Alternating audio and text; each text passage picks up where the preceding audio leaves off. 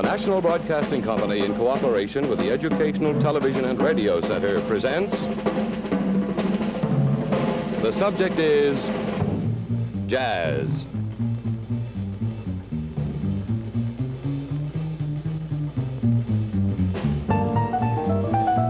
With Gilbert Seldes. This program, The Future of Jazz.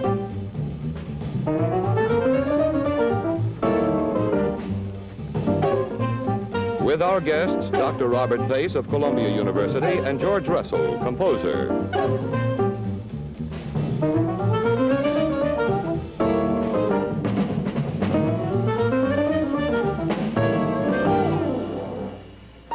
And now our host, critic and chronicler of the lively arts, Gilbert Seldes.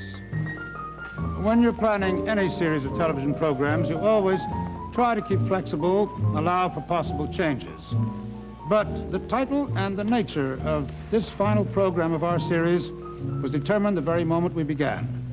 The one principle to which we were committed was that jazz has a future. We already had testimony on this from Aaron Copland, a composer in the classic tradition.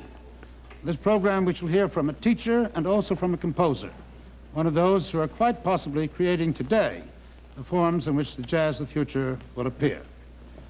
Our conference rests on the principle we have observed throughout the series.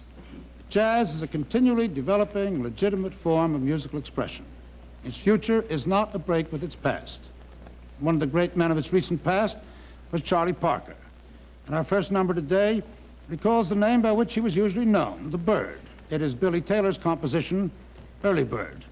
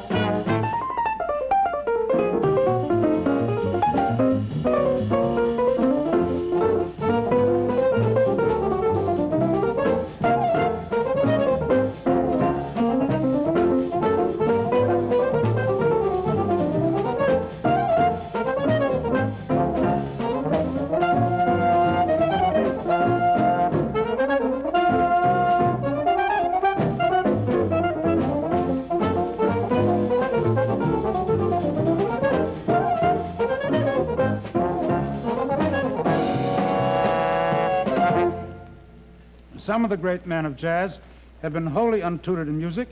Some have studied the classics. But the idea of studying jazz itself was fairly new. This year, for the first time, there'll be courses in jazz in the summer school at Teachers College, Columbia University. We've asked Dr. Robert Pace, who established the courses, tell us what he thinks music schools can and what they should do in relation to jazz. My first question to you, Dr. Pace, is how early do you think the teaching of jazz can begin? Well, actually, as early as a child is able to move about, in one respect, a person starts to react to rhythms and melody and harmony just as soon as the child is about the room. In terms of records and things of this type, I suppose that the child in kindergarten and first grade, of course, can do many things. We have today lots of records, materials available for him, and there are new materials and approaches being developed which stress creative music rather than just repetition. This is a new concept. Well, in this, are you thinking of using jazz to start the very young toward learning music in general or toward appreciating jazz in particular? I'd like to use jazz as you might say, an approach to music because it stresses the creative aspects of it. Jazz itself is creative in terms of dealing with harmony, melody, and rhythm.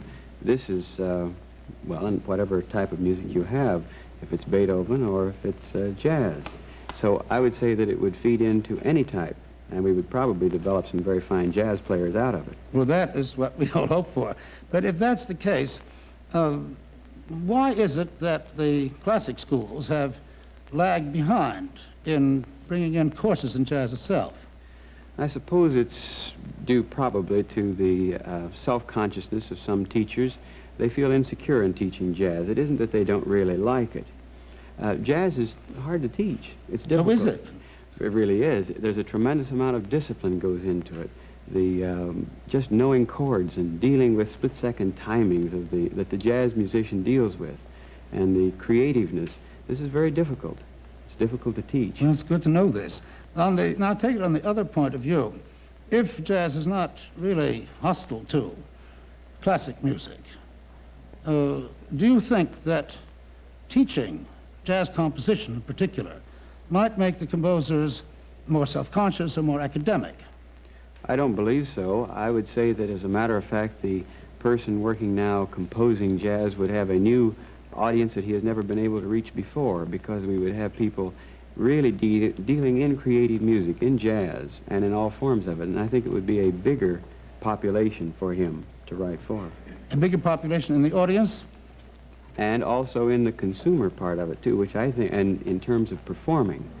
I like the do-it-yourself approach. In other words, performing jazz as well. I didn't ask you this, really. I meant to. Can you teach the performance of jazz as well as composition? Oh, yes. This is what we're going to stress. In other words, the performance in the really creative aspect of it, in the approach of it. Well, I gather from what you've said, and I think it's true of other teachers of jazz also, that no school is really intending to provide a substitute for talent, but that good schools hope that they'll help talent develop more completely. Now, into these schools, jazz men, both composers and players, I know will be going, because one of them will be George Russell, who was here tonight. The reason he was commissioned by Brandeis University, and this summer he'll be teaching advanced composition at the School of Jazz at Lenox, Massachusetts. Mr. Russell has developed a highly personal musical idiom. We brought here a quartet which has frequently recorded his work, to join some of our regular players in first number of his, Concerto for Billy the Kid. Now, Billy in this case is not the young bandit of legend, but Bill Evans at the piano. Here is Billy the Kid.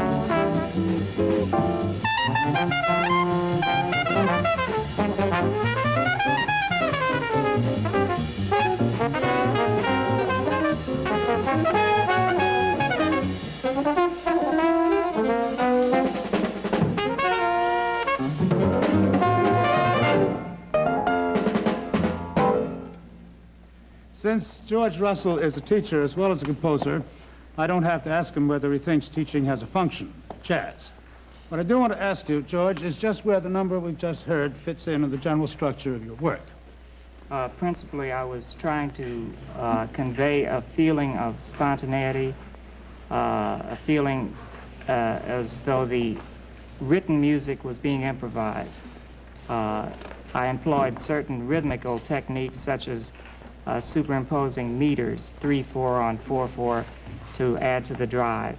However, tonally, I wouldn't consider it a very adventurous piece. Well, I would, but I know that you are associated specifically with adventures in tonality, and I have down the specific thing. I don't understand it, though. The Lydian concept of tonal organization. This, I think, you must explain.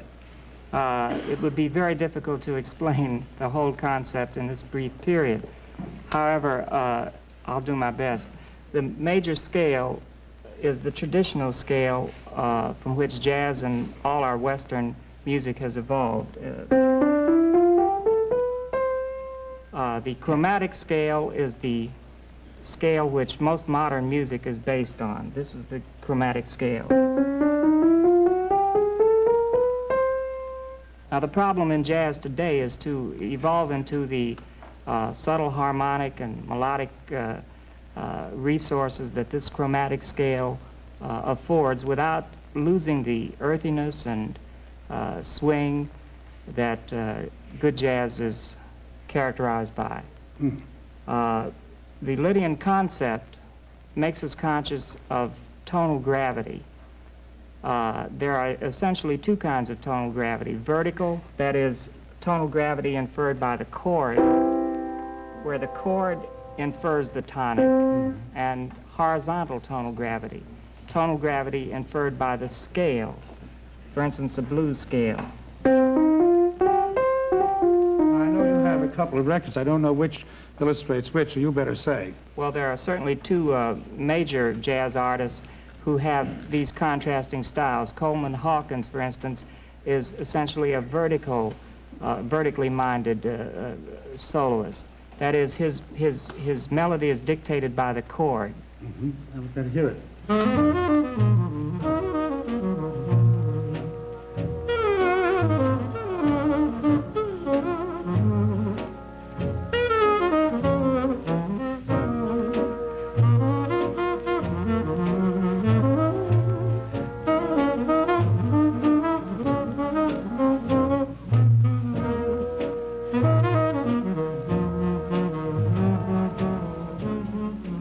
Lester Young, on the other hand, is more horizontally minded, more scale-minded. He imposes a scale on a sequence of chords.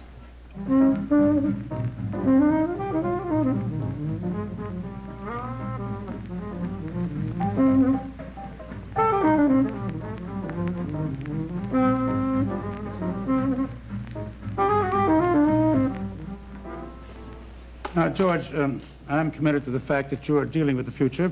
I ask you, has jazz a future? If America has a future, jazz has a future. The two are inseparable. Well, I won't ask you to predict the future of America, but where does the future of jazz lie? Well, it'll certainly be more adventurous tonally. That is, it'll be more chromatic. Rhythmically, it'll be freer. In form, it'll be freer, more ambitious. Well, George, if I cut you off, it's only because I know, like most composers, you'd rather have your music speak for you than speak yourself. I think it would be a good idea if we got back to George Russell about 5 or 10 years from now and see whether his predictions are right. However, at the moment, we're going to play a composition of his called Stratus Funk, and which, as the name implies, is out in the tonal stratosphere.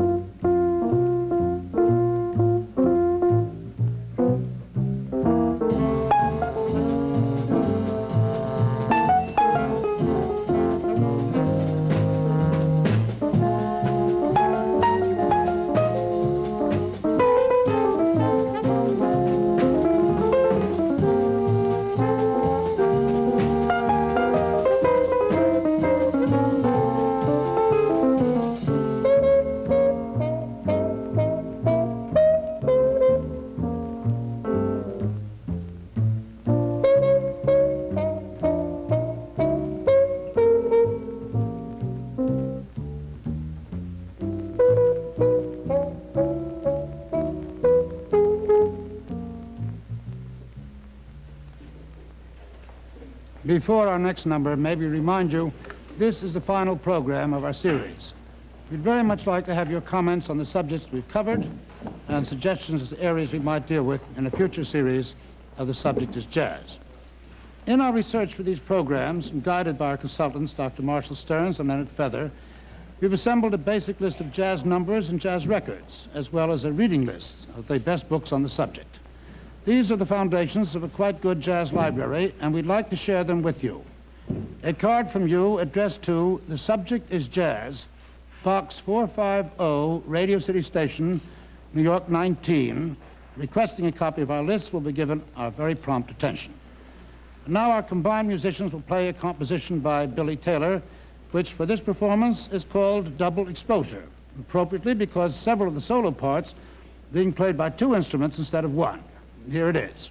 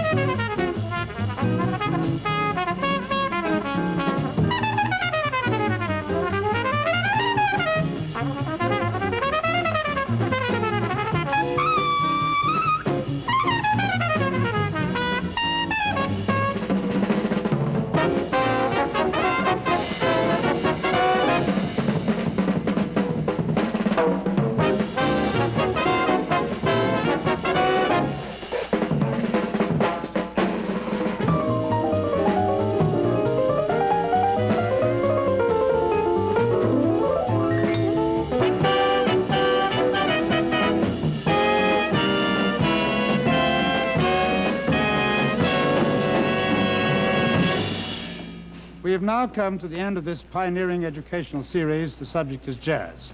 And two things are uppermost in our minds. One is a sense of our great good fortune in having had the chance to deal freely with our subject, to set jazz in some perspective, to define it, and put it in relation to America and to the world. And the other is we'd like to start right at the beginning again and do it all over, correcting our errors by what we have learned. We are particularly aware of these imperfections and errors because we're enthusiasts. We know that we haven't been able to tell the whole story. We've probably made some errors of proportion. We hope that you have not found it too difficult to overlook our faults, that you have shared our satisfaction in the talents of our musicians and guests as they presented one of the great phenomena of contemporary musical life. Thank you and goodbye.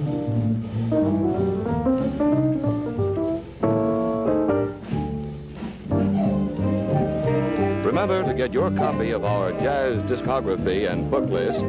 Write to The Subject is Jazz, Box 450, Radio City Station, New York, 19, New York. Now to repeat, for your copy of our jazz discography and book list, write to The Subject is Jazz, Box 450, Radio City Station, New York, 19, New York.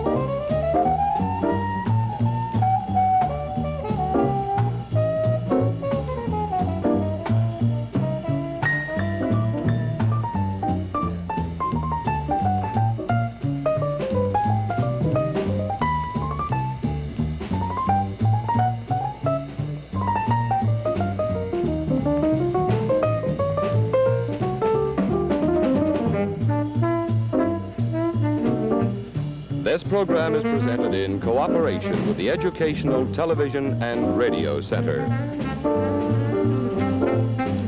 This has been an NBC television production.